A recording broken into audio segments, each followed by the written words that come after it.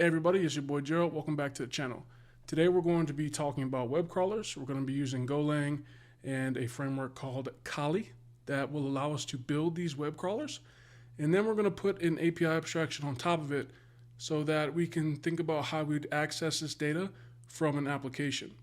Now you may be wondering, why would I ever really want to do this?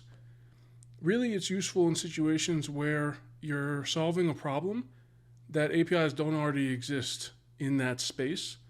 That happens rarer and rarer nowadays, but it may be surprising to you that in multiple industries, it's still the case. Automotive, manufacturing, etc., just to name a couple. So you often run by issues where I need this type of data, there's no real clear way to access that data, and that data does exist on a website somewhere. So understanding web crawling gives you the ability to develop some quick fixes as you figure out how to more properly ingest this data and create the APIs that you will really need to build larger apps in the future. So now that we understand what we're doing, we need a clear example or use case that we can explore as we go through this process. So speaking of the automotive industry, I thought, hey, if we have a bunch of used cars, a buddy of mine, he actually has a lot with used cars on it, how would I go about figuring out what the parts of that car are? And there are sites that have that data. There aren't really APIs that have that data. There's some proprietary things that you can buy if you want. But I thought, well, let's go ahead and try it with one of these kind of used auto part sites and see what data is available and what I can pull. So that's what we're going to be walking through today. We're going to have 3 VIN numbers that we're going to use. And these VIN numbers, once we insert it into our API, we'll then be able to ideally pull information back on the parts available for that vehicle. All right, so the site we're going to be using today is hollanderparts.com. It's helpful when you're building these web crawlers to actually jump in and go through the manual flow of what you're trying to mimic with your crawler. So let's go ahead and jump into that, and then we'll get into some code. All right, so first let's hop through what this looks like manually. I have a VIN number. I've just pulled some from the internet, and it is for 2014 Cadillac Escalade. So we're going to go ahead and go to this site, Hollander Parts, and at the bottom here they have this entry point for a VIN number. So let me go ahead and copy that VIN. We'll paste it in our search bar. Now when I press search, nothing actually happened. Cool. See if I type in another VIN, if it's the same issue. So this VIN is for a 2013 Dodge Challenger. Okay, so it worked there. So apparently for the other Cadillac Escalade, there were no available used parts. That's something that we need to keep in mind for sure as we're building on our crawler, that there may be times when parts aren't available on this site for that. So once I have this pulled up, this is the first page that actually has done something. And I want to inspect what's happened up to this point. So I'll right click, go to inspect, and then I can see some interesting things here. I'm in my development tools, and if I go up to this tab, I can look at the network tab, and I can see some of the things that take place as I'm actually doing that request. So I want to have that network tab open, and then I want to submit, go back a page and submit this over again. So when I do that, I can kind of see some of the requests that are happening. So if I look at it, I can say, okay, this was a post request. We can do that in our code. This post request had a specific payload, and it gives me this HD VIN and then the VIN number that I typed in. So we're going to use that in Kali to actually make this request that gets us to this source landing page. And we'll show that when we start walking through the code. As I'm going through and I'm looking at this potential web crawler, what it could be, what data is available, I'm checking these things along the way, like, okay, what network calls am I making? Is it possible for me to make those network calls? And then I also look and say, okay, what data is actually on the page? And that's this elements tab here. I can look through because this is what we're going to use to actually define, hey, I want you to look for a tag of this type that has this specific identifier. And the identifier could be anything from a CSS class name, like this one here, all the way through ID tags. Kali gives you a lot of flexibility for that, but this data isn't really what I need. And there's a shortcut for this. If you see a piece of data you need, you can just go directly on that. Like let's say I want to figure out the engine parts here.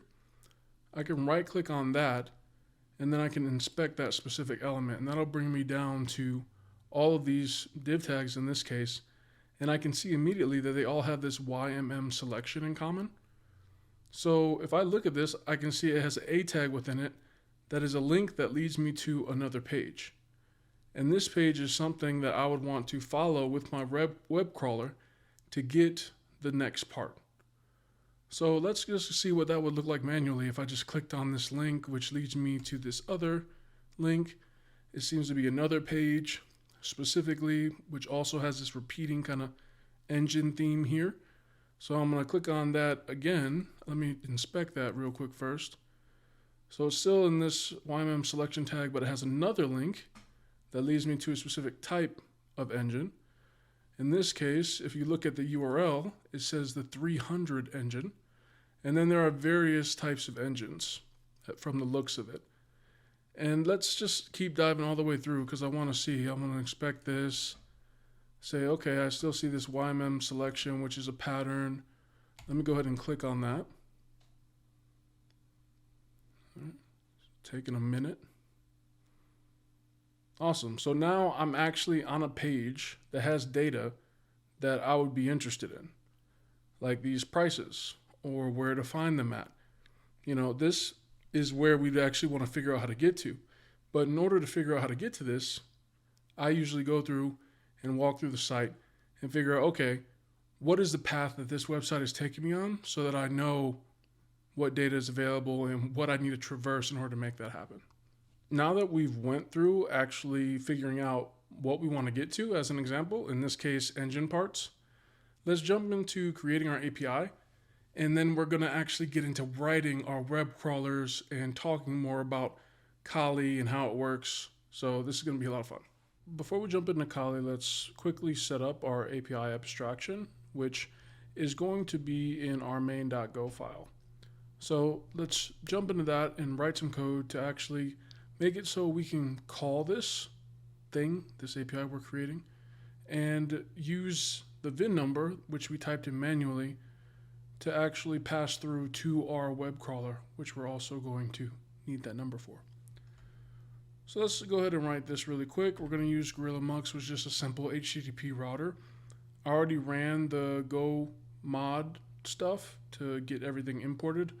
I'll copy that in the description so you can understand how to actually install this step by step. Let's go ahead and jump into it. So the first thing that I need to do is declare my router, and that's going to be using this mux.newRouter function. And after that, I want to say that we are going to use strict slashes, which is really just defining the behavior of, if I give a URL and I say slash this thing, it will automatically add a slash to it, even if you leave it off. It just saves pain, trust me. So I'm putting that on there. And then I need to actually define a function using, I think it's handle and then capital func. So we're going to define our own handler function using this handle func function. And this is where I define my route. So at the end of my URL, I want to be able to access this function using this route. And I'm specifically going to type slash and then brackets VIN. That is telling Gorilla Mux in this case that I'm going to pass something to this, and I'm going to use that as the VIN number and pass it to my function, which I'm going to define. Now the function doesn't exist yet. I'm just going to put something in here. We'll say crawl for engines, right? So I'll just put that there, and it doesn't exist, so I'll get an error. But when I save, as you can see, people get confused sometimes. I have auto imports. So because my Go mod has this and my editor setup handles the imports for me. So just in case anyone's wondering later on. Now after this, it's pretty simple. I just want to print out like, hey, we are running, we are up and running. And I'm gonna also put some port data here. So I'll do like, we're running on localhost, let's just say, I don't know, 8,000 maybe. Just choose a random port there. And then I'm going to put in this VIN to kind of tell people, myself mainly, is what I mean by people, so I don't forget when I come back to this, that hey, we're expecting a VIN number. So I'm gonna save that. That imports FMT for me. Now I can just use HTTP listen and serve and pass in my router. Serve, so I'm gonna do that. I'm going to define the port, which I said was gonna be 8,000. And then I'm going to pass in my router. And it went ahead and brought in my HTTP library. Now this is pretty simple, pretty easy. It doesn't have any functionality. It would throw an error. So for it to not throw an error, I'm going to actually create that function. That function is going to be called this crawl for engines function. And it expects a couple parameters because as a router, as an HTTP router, it needs a couple of things.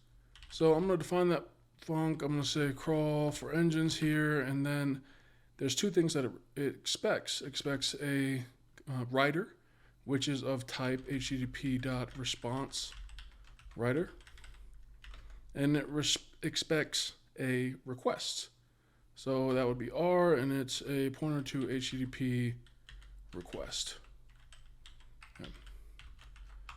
Now, this function exists, so it really shouldn't throw an error, but it doesn't really do anything. All right, so the first thing I want to do is see if I can grab that VIN number. So I'm going to say vars, and then I'm going to just access that via mux.vars and pass in my request, which is just R in this case.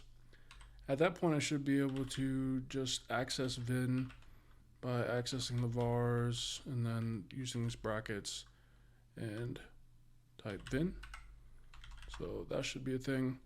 And then after that, I should be able to go ahead and print that back out in the browser using fmt fprintf. So let's go ahead and do that. I'm going to say you used this VIN, and then actually just pass in that VIN number here. And this also expects the writer, so I have to use that as the first parameter here. So that looks pretty good. Let's go ahead and test this out. We'll go run main.go. All right, we're up and running. Localhost 8000, expecting that VIN. Ideally it'll work. Let's go ahead and copy this and then jump into the browser. Okay, type that in. All right, cool. But as you can see here, I didn't really type anything in. So I'm curious what this will say. Actually, I think it's pretty small for you all. So I didn't really type in anything. But if I go ahead and do that, if I say, okay, let me just type in this random thing, it actually gives me back that random thing. So this is just proving that we can actually pass the VIN number that we're going to call into our web crawler. All right, let's jump into actually creating our Kali code. So now we can actually jump into some of the fun stuff. And before we do that, I want to give you a little bit more context on Kali itself. Kali, like I said before, is a Golang framework for web crawling. It uses this kind of event-based thing that is similar to how we registered our handle func with our API, but we'll get more into that. Basically, we're going to register events around, hey, when you see certain HTML tags, I want you to run this code. When you run into an error, I want you to run this code. We're also going to handle that post call with the network. We're going to be handling that as well via the crawler that we make with Kali. So some of the cool things about Kali is that it's pretty fast, greater than 1,000 requests. I think it actually says that here on the site. Yeah, greater than 1,000 requests on a single core, which is really good. So I mean, theoretically, you could do some pretty cool stuff and really speed up your crawlers compared to maybe writing the same thing in TypeScript or JavaScript. So overall, the things you need to know is it's going to be event-based, meaning we're going to register functions that are triggered when our crawler sees specific things. We're going to see that in action. We're going to use onHTML, we're going to use onError, we're going to use a couple other ones, right, that we'll talk about while we're doing it. And then I'm going to jump back to the web page so you can actually see why we're doing each thing. All right, so that's enough context. Let's jump into some more code. So I want to make our code a little cleaner ideally. So I created a crawler folder, which will encompass our crawler package. Let's go ahead and open that up. So I have my crawler.go file. I'm going to declare this with package crawler. And then I'm going to define a function here that's exportable with the caps here is how you do it in Golang. So crawl for engines, let's just say. Let's do it all caps. Crawl for engines. We'll just use that for right now. All right. And if we want this to be directly callable, then we want to pass in those same parameters. So let me go ahead and import those real quick. Split that. So if I want to do that, I can come over here to our call for engines in here. Jump back, paste those.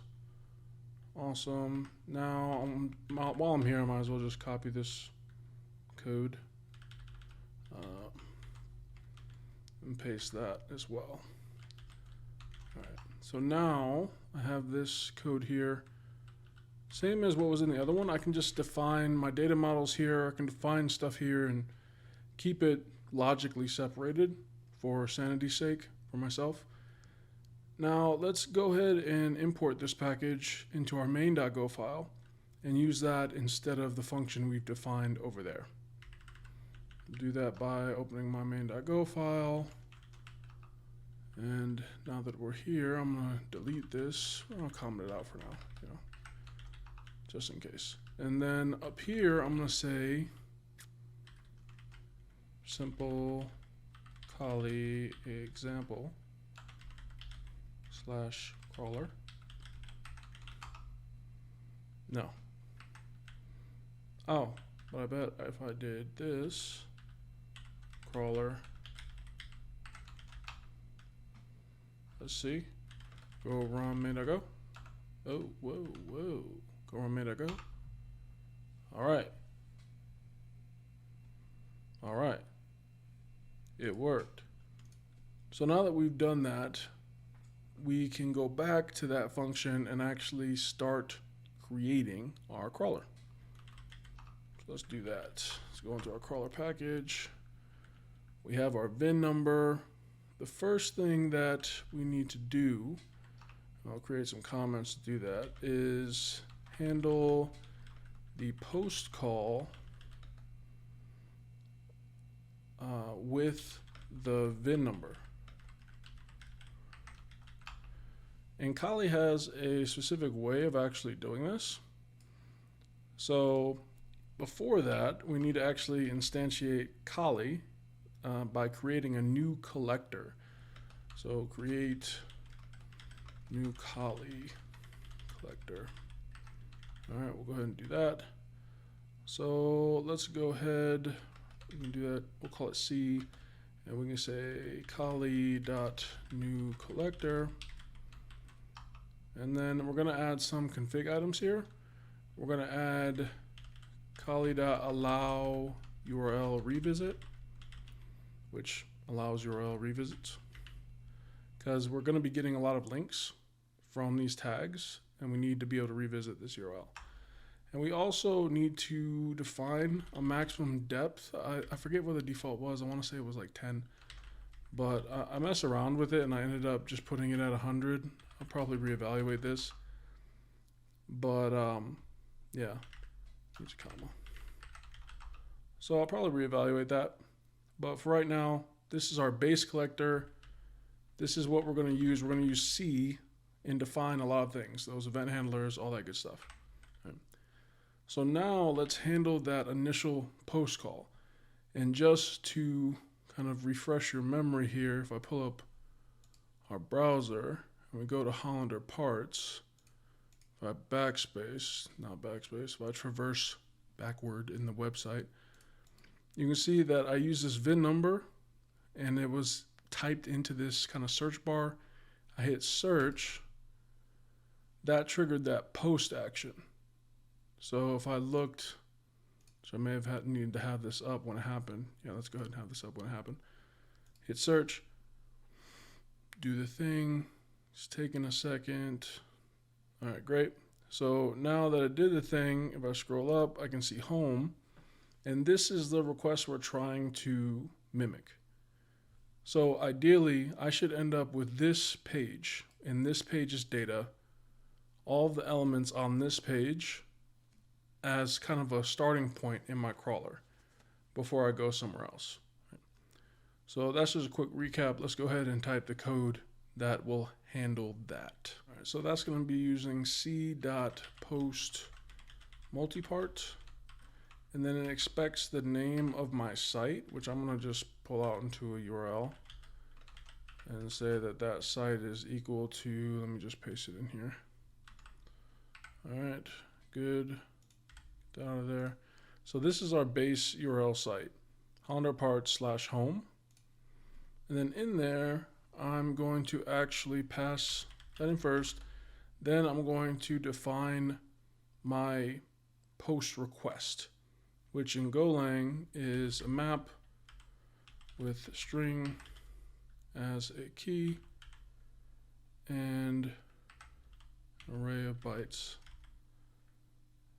And then I just go ahead and define this. So I define that key as that HDN bin. And if you look back at the browser there, you can see it actually.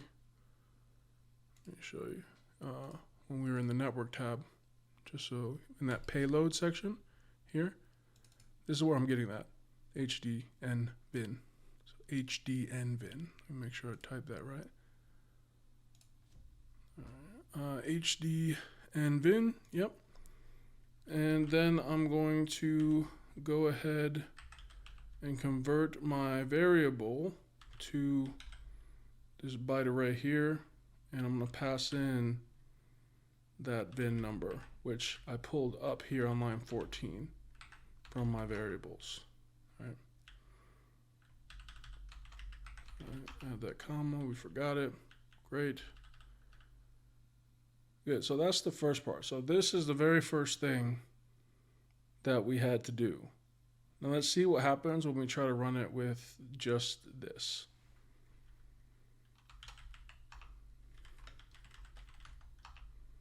Go run main.go. Oh, that's probably what happened when we deleted our Go mod earlier. So let's go ahead and install Kali first. That'll be helpful. Clear that out. And then run it again. All right, so we're running. Let's go ahead and pull up the browser. Go over to localhost. Instead of this random string here, I'm actually going to copy in what we've been using as the VIN number. So we can at least hopefully try and get some good data. So this was our 2013 Dodge Challenger. If I go ahead up to the top and copy in that VIN number, hit enter, we don't see anything happening, but we also didn't have any errors. It did reload with our VIN number. So let's look at our terminal, see what's going on here. And see what's going on here. So nothing happened, and that's kind of to be expected because we didn't register any events. We didn't register anything for it to do anything upon getting here. So now that's what we're going to do in this next step. We're going to define an onHTML event handler, which when it then finds HTML, once it handles that post, we should get some data back. So let's go ahead and test that out.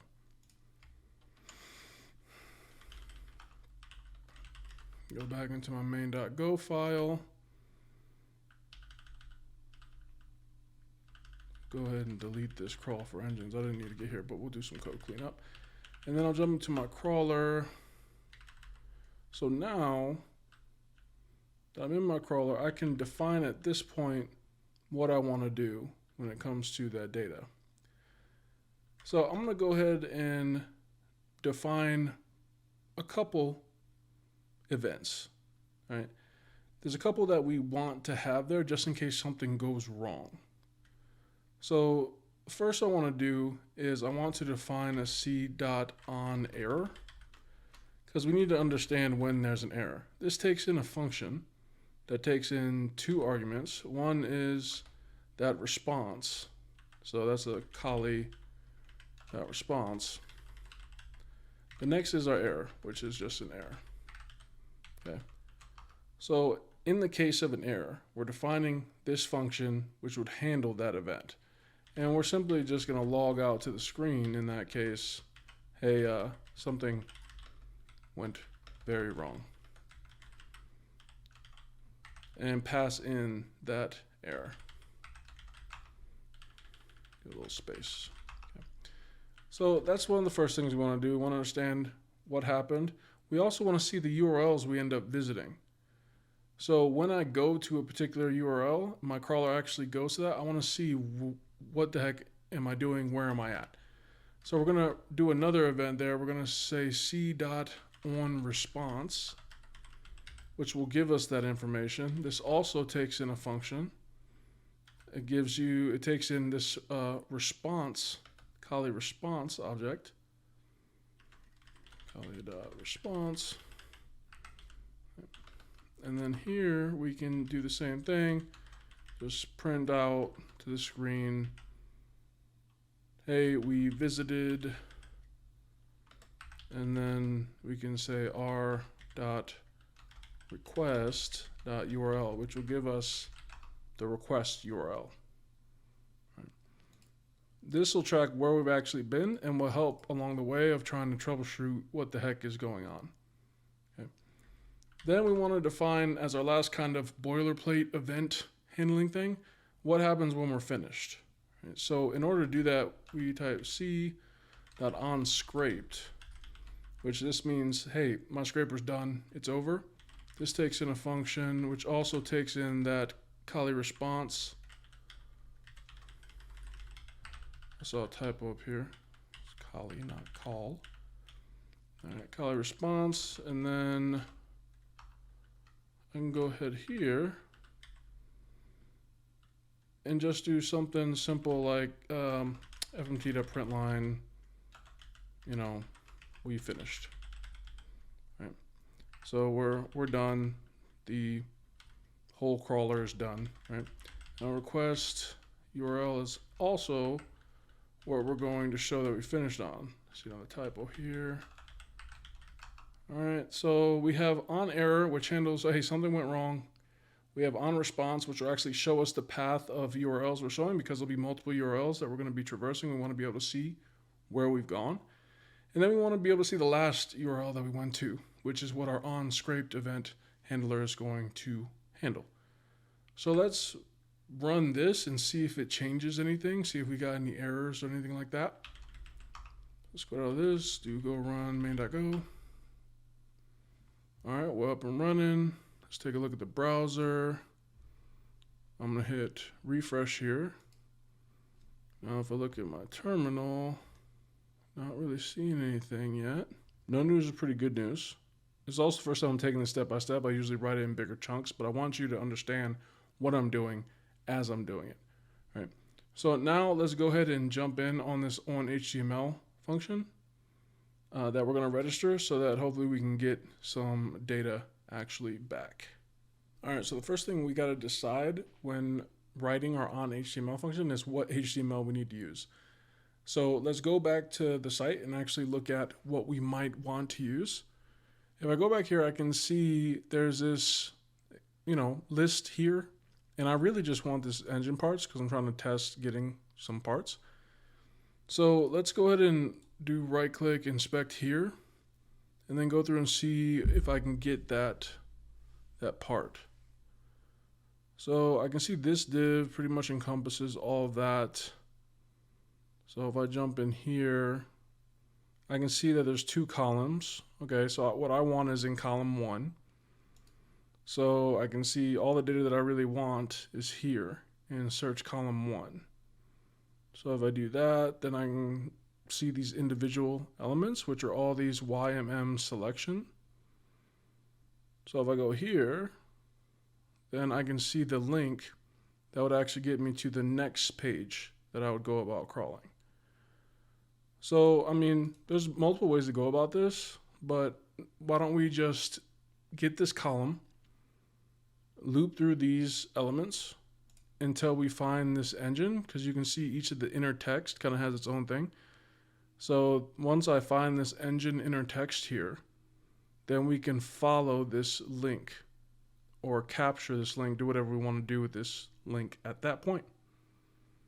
So we're going to first find this div with the search column 1, and then we're going to find the engine and do the thing.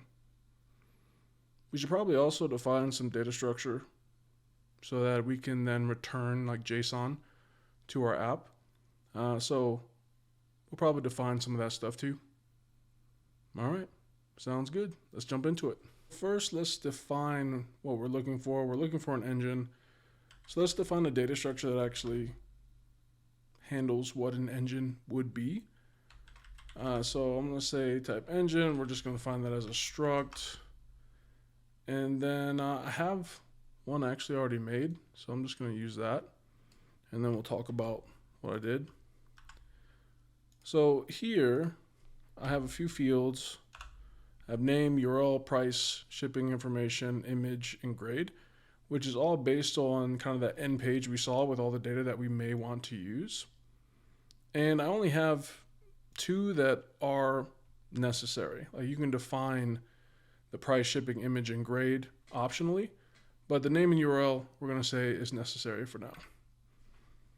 And then I'm going to do something that I don't really like to do that much, and I'm going to declare a global variable here of engines, which is going to be a list of type engine. I'm going to use that later on as we crawl. So at this point, I want to, again, search for that column 1. And I want to search for that column 1 and actually pull some data from that. So we got on arrow, we got on response, we got on scraped. Let's go ahead and define this up here, because the order of these don't really matter as much because it's all registered, but it can be pretty confusing if you have random things out of order just for code maintainability. So I want this to be understood like, hey, this is kind of the first thing that's important that's happening, which is why I'm going to put it above the other event handlers. So in order to handle this, we got to go c.onHTML. And then here is where we define kind of our search selection, what we're looking for. And we're going to be looking for a div.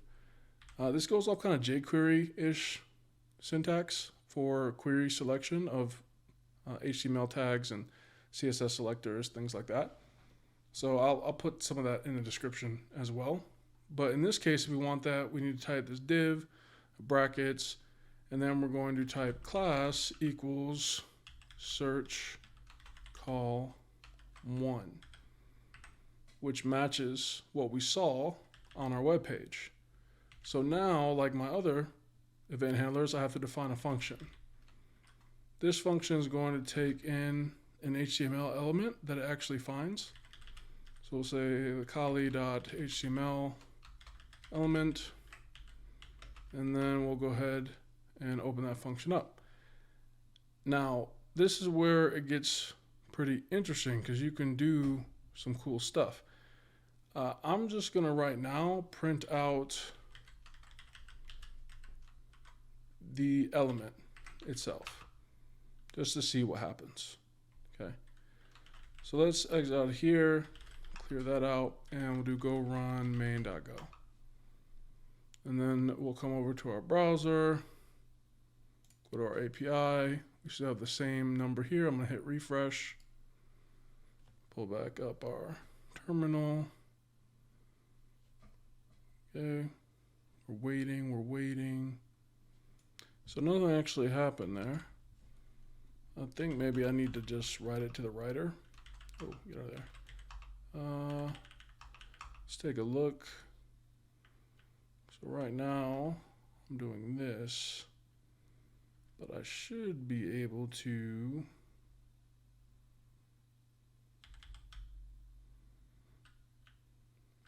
write this up here.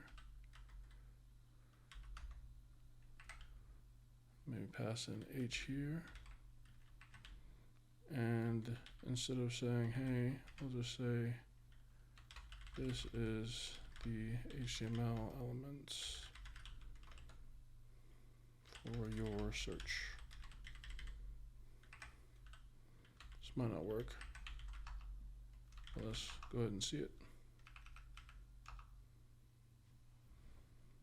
Okay, we'll jump back to the browser, hit refresh. Stuff happening, just can't see it yet. Did we get an error? An error would be exciting. Didn't get an error.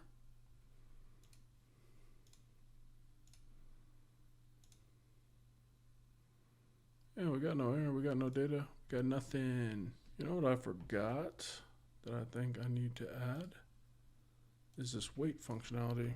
I don't think I added that in my crawler. After I actually do this post multi-part, I should have a c.wait here.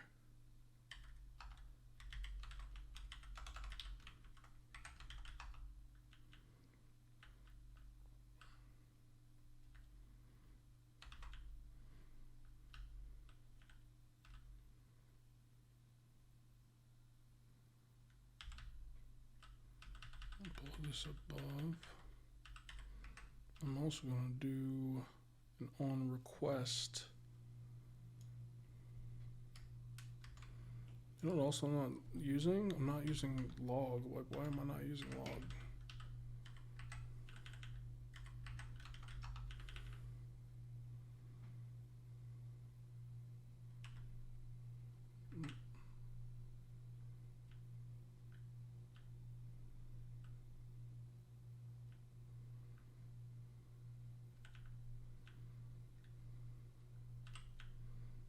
Go ahead and do that just so we can log some of this stuff out.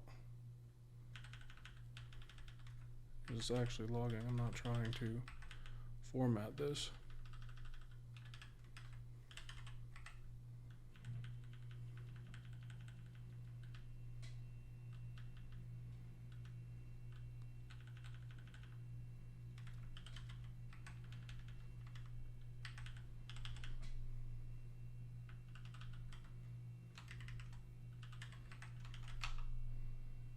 Alright, we got it. Now let's bring back up our browser. See what happens when we run this request again. Okay, we got something back. That's nice. Let's go ahead and look at our terminal. Oh, there we go. Got all kinds of stuff. And we can actually see here, this is cool. So I returned the whole element, right? Which essentially in Go returns the struct. So now we have access to each of those elements. So what we're going to do now is we're going to crawl and see for this, once we get to an inner text of engine, we're going to grab the link for that.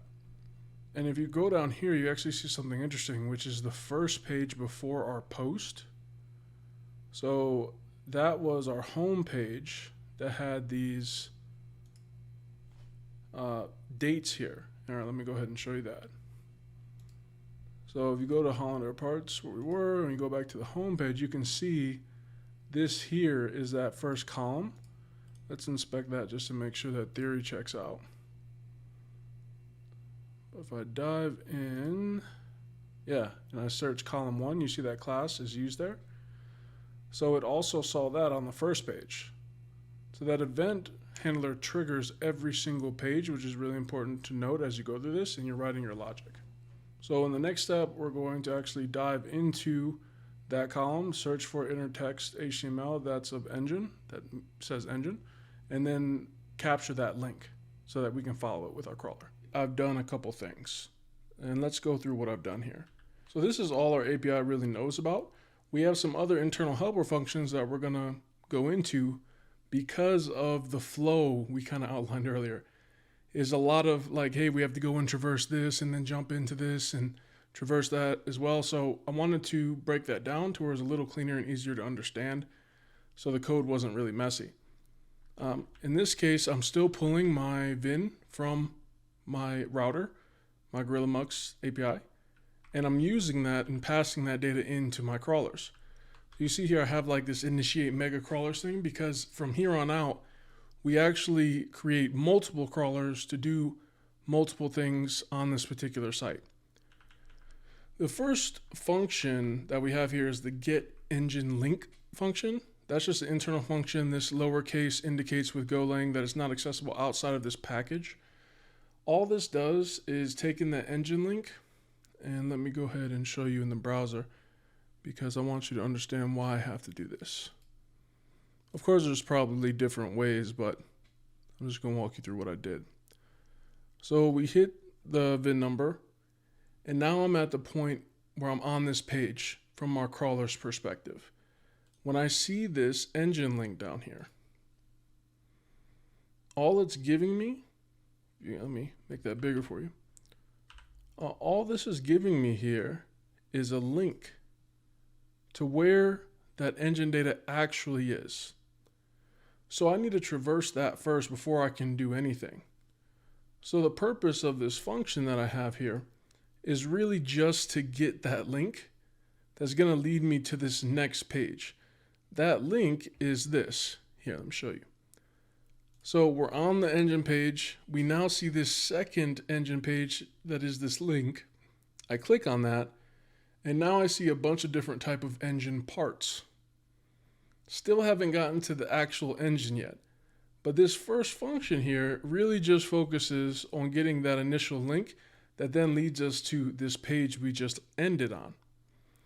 Now, once we're on that page, I need to actually get the engines. How do I do that? It's getting freaky. Like, look at this. So I'm 2 pages deep. I have another engine link here. If I inspect that, it's another link that leads to these types of engines. So I'm like 3 links deep. So let me go ahead and click on that. Now I get something resembling like actual engine types of data that I want to use. But if I inspect this, let's go ahead and do that. I have another link. So we're 3, 4, 5 layers deep into this right now, just traversing and getting to the proper page where we can pull the data we want. So now if I click on this, that's when we're actually getting the data that we want, and I can start looking at each individual thing. But we're not even there yet. This initial, let me pull up the code again. This initial engine link gets that first layer. Then this second layer here gets like layers 2 through 3-ish, all the way up to the actual engine page where it has that final page with all the data that we want. And then I have this get individual engine data function, which goes about traversing that page, grabbing all the data that we want from there and putting it into this nice JSON object. At the end here, we just add a header and return some JSON data. Now, this function simplifies what's happening right now, and still, I'm sure it doesn't sound very simple. But in the next part, we're going to jump into the first function. I'm going to actually give you all this code. I have it in a public repository. You all can play with it, mess around with it all you want. I'm just going to jump into this first function, though, so you can understand how Kali is working a bit more. So this first function, the get engine link, I think is probably the simplest to walk through. So again, just for context, this is all the way back at the beginning. So after I do my VIN number, when I hit this engine button for the first time, that's what this is doing. It's grabbing this link that this engine button is at. It's grabbing this link here and then returning that to then go on to the next steps. So if I look at that link, what's actually in that link, you can see there's a couple layers here. We have that column here, which is the first thing I'm going to access with Kali. And I'm actually going to access it based on this search column 1 here, that class name, because that gives me access to everything under it, including my engine. And then I am going to look at the inner text of that engine and pull the link based on that. So let's go ahead and look at the code to see how I'm doing that. So here on the first line, I declare a variable that's going to contain a couple links. We're only going to use one of them. Then we're going to create our new collector. This is the equivalent of your Kali crawler. It's just called a collector. Then we have to start actually saying our events, registering what our events are, and giving them functions that are going to respond to certain behaviors. On request is an event that's going to do something when I actually go and request a specific web page. So in this case, we're just saying, hey, we're visiting this URL. Then the next one is where stuff really gets interesting, which is on line 69, the c.on.html.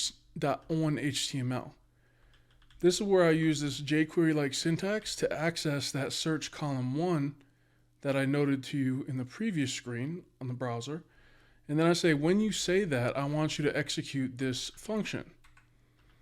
Now, within that element, we are now able to look at all the elements that we've selected. So let's jump back into the browser for a second. So now at this point, I am here. I'm here, right? But I don't want this element alone. Okay, I actually want this engine element that's somewhere down here, right? But there are all these other elements inside this one tag. So what I want to do is I want to look through all of these until I find a tag that has the inner text of engine. So that's what we do in our code. We go inside this function, and then I can call h.forEach, and I can say for each div, because they were all div tags, I want you to call this other function. At that point, I can put in some conditional logic that says, hey, if there's an a tag with child text equal to engine, and the child attribute href, which is the link itself, doesn't equal empty or is not empty, then create this engine based on our custom data type. And we're going to populate it with that particular data, the child text of the a tag and the link itself. So it'll say engine and then a link to that particular engine. And then all I'm doing here is appending that data for each one that we find to our links array that we create at the top in that variable. At that point, we just visit that URL of that attribute and go from there to kind of nest and get each engine link, so we don't have to create a new function to do this every time. We kind of follow that href all the way through. And then here at the bottom, we just have our on error, on response, on scraped event handlers. On error is, of course, if we have an error, I want you to do this thing. In this case, print what went wrong. On response, I want you to tell me what URLs we actually visited. That's what I'm using that for.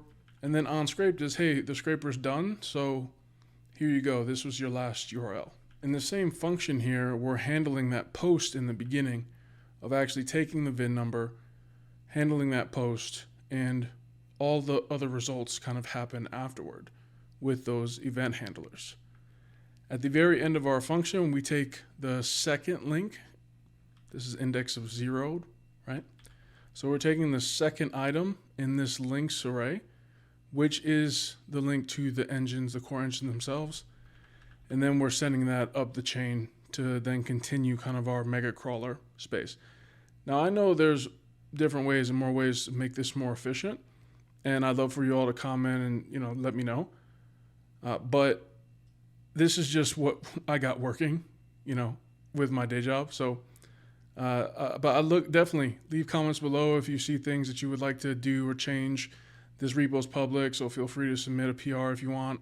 and we can all just continue learning together. I forgot to show you all probably the most crucial part, which is our code actually working. All right, so let's go ahead and do that. I have my server here. So let me just go ahead and run our crawler API. I'm just going to do that saying go run main.go. All right, awesome. We're going to now go to localhost 8000 in my browser. So let's go ahead and do that. Localhost 8000. And then I'm going to use that VIN number that we've been using. So it's loading right now, and I'll let you see what's happening in the terminal as it's happening.